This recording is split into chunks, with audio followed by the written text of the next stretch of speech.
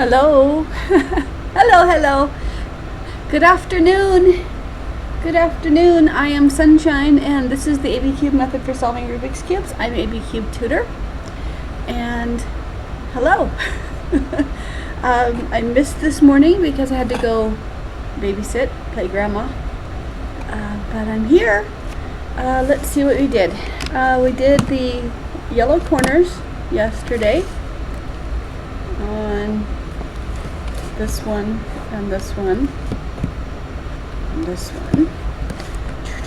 It's Friday. How are you guys doing?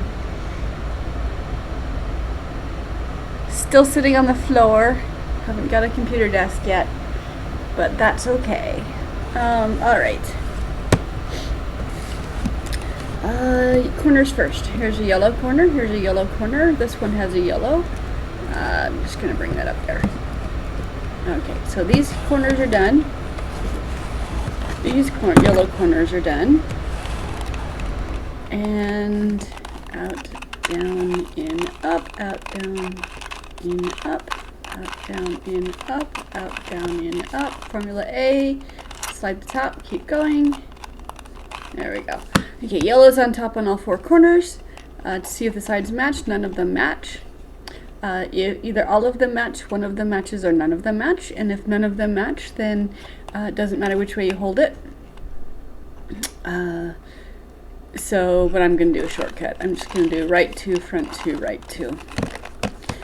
Okay, so, the yellows are done and correct on all four sides. So we put the yellows down and we continue with the second four corners the exact same way we did the first ones. Okay, these ones are on top. This one row, one column, out, down, in, up, out, down, in, up until the white's on top. Keep the cube stable. Slide the top to continue your formula A on another top corner that needs to be affected. And we're abandoning the yellows until we get the whites back to the top. When the whites are on top again, our yellows will have resolved it. If you rotate the cube in the middle of doing your formula A, or if you, instead of rotating the top row, then these will scramble. But as long as you keep the cube stable, they do not. So checking to see if any corners match.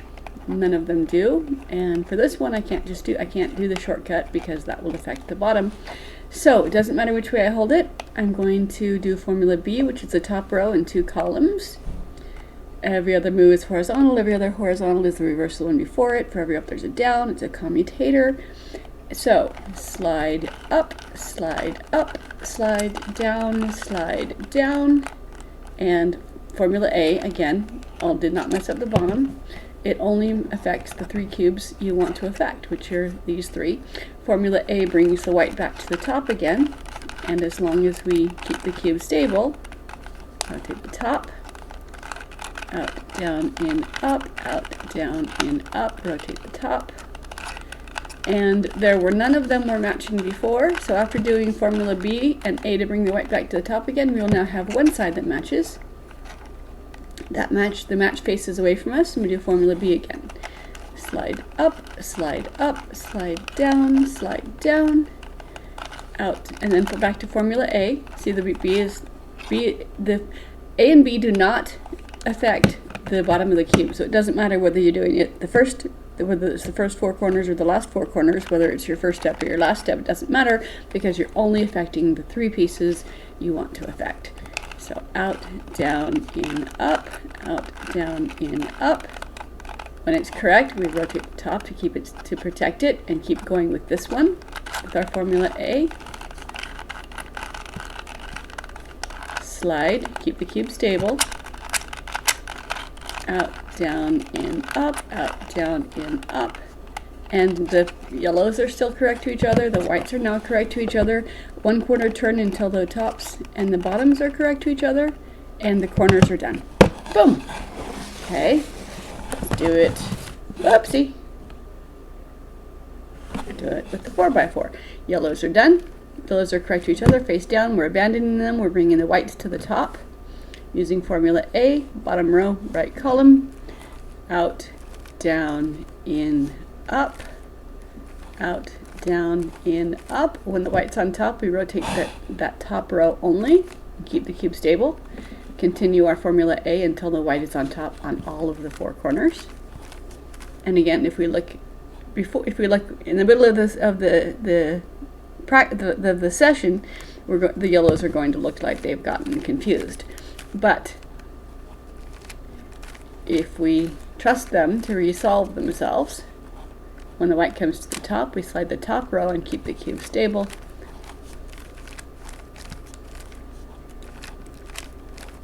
And tell it white's on top, slide it to protect it, and continue.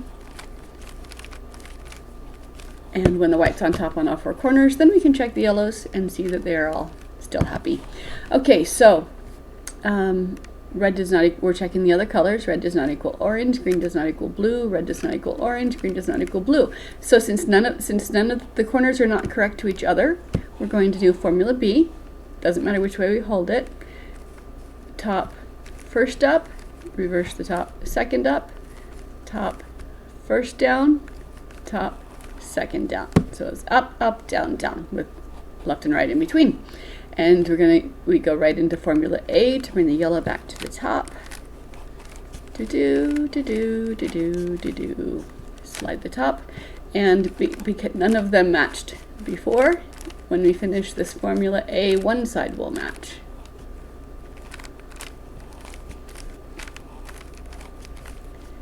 And when we move that match to the back and do B and A again, all of the top 4 corners will be correct to each other. So that was formula B. Out, down, in, up, out, down, in, up. Slide the top. Out, down, in, up, out, down, in, up. Slide the top. Out, down, in, up, out, down, in, up. White's on top on all 4 corners, and the corners are happy to each other, correct to each other. So rotate the top until the bottom, top and bottom are correct, and these 4 corners are done. On the 2x2, it's solved. On the 4x on every other cube, the corners being correct to each other dictates what color each face is going to be. We used to work around the centers back when 3x3 was all we had, but that became outdated when we moved to the 4x4 and larger cubes. Oh, where's my grandbabies have been here and they have played with my void cube. I had a parody all set up on my void cube, and I don't know where my void cube is now. All right, so these 8 corners are correct to each other. These 8 corners are all correct to each other. So the corners are done. Boom. How are we doing today? All right, so that's the corners. Formula A moves a piece to the top. Formula B moves 3 pieces around. It always only ever moves 3 pieces around, and with those, it's just a matter of order of operations, and you can solve every complexity of Rubik's Cube, Rubik's type puzzle, n by n by n. It does not work on shapeshifters, and I have not yet tried it on the pyramids, but it does work on the minxes as well. The formula A is used to bring a corner to the top and to twist it around. We pretend that this is the bottom row and this is the right column when we do formula A for that. And formula B, for moving the edges around, we pretend that these are the 2 columns we're working on. So top row and 2 columns, and that moves these 3 corners around. So the ABCube method does work for every n by n cube, and it does work for all sizes of the minxes as well. I solve them with only my A and only my B. And you can certainly intuit as much as you want before you start using the formula. This formula, I know, is beneath you guys because you guys are cubers. This is geared for teaching non-cubers in a non-intimidating way. But the fact that these two formulas is all you need to work on every size Rubik's Cube means that you can, once you've learned any cube, you've learned all of the cubes together. So it's not a level of complexity as the cubes get bigger. The only caveat there is when you have a parity. Parity can happen on a corner or an edge, and it is when it looks like there are two pieces and only two pieces that need to switch, because I already told you formula B moves three pieces around. And if I tried to move this parity, the two pieces are on the same slice. But it can show up looking like different things. For example, if I do a formula B on this, now there's still two pieces, but they're this piece and this piece that are not correct. And so the way to resolve a parity is parities are always caused by one thing. They're caused by the center slice, one of the center slices, being 1/4 turn off, which you can't tell because the center pieces fit, visually fit. So you don't have any way of just by looking at it to know that there's a corner, the center is a 1/4 turn off. But if there are two and only two pieces that need to swap, the layer that touches that parity is a 1/4 turn off. And so if you make that 1/4 turn either direction and then solve your edges again, doing formula B, up, down, down, it's going in this direction. So first column, second column, away up, in, up, away down, in, down.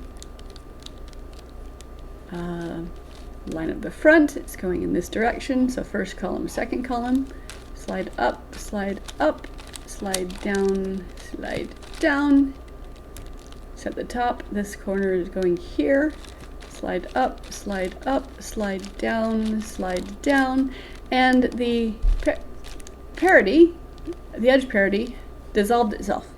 So you can learn parity algorithms if you want, but as long as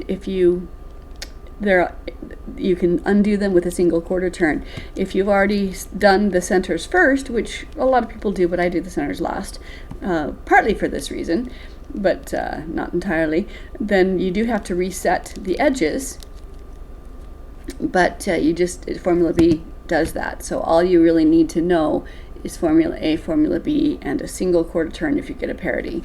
And which means that when I teach this in real life, in real time,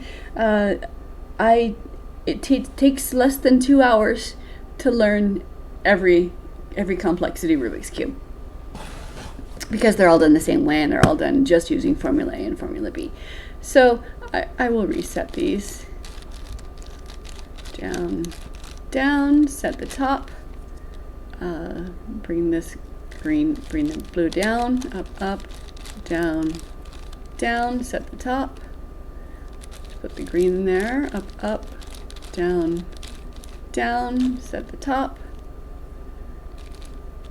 up, down, set the top, up, down, set the top, up, down, set the top. So, how's everybody doing? It snowed here where I am in Utah, which is always fun. So, all right. That's it. I'll do the edges. I'll do more of these tomorrow when I come back. If you have any non-cuber friends who